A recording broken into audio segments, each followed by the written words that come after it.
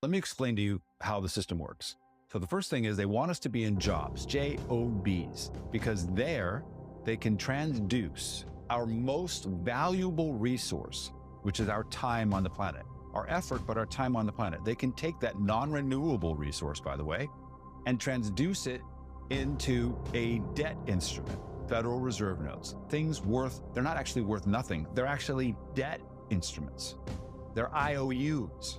And the rate of exchange for our time is so low, such that they can make a great deal of profit off of leveraging our time so that the companies make money and we make very little for what our time is really worth.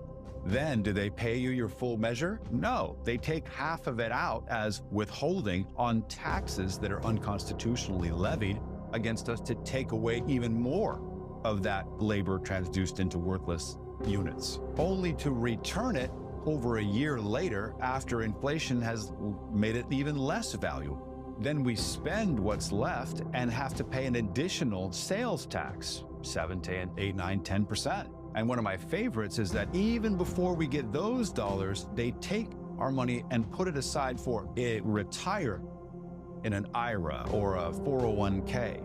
And we think that someday in the future, the IRS will honor its word and that we'll get that money back without tax. And the IRS has stated plainly that they'll change those rules on a whim, even though they said they can't be changed. Even if they did honor their word, by the time you get it back, it won't have even made up the value that inflation was degrading it in the first place, and you've lost money. You might as well have just taken the tax hit.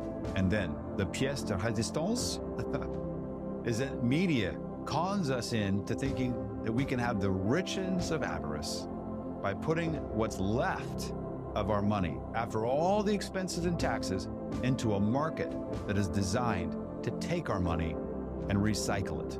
And the best part about that is that we can't really deduct those losses more than $3,000 a year, and we will take up to 40% tax hit on the capital gains. Oh yes, and the more money you make, the more it's taxed.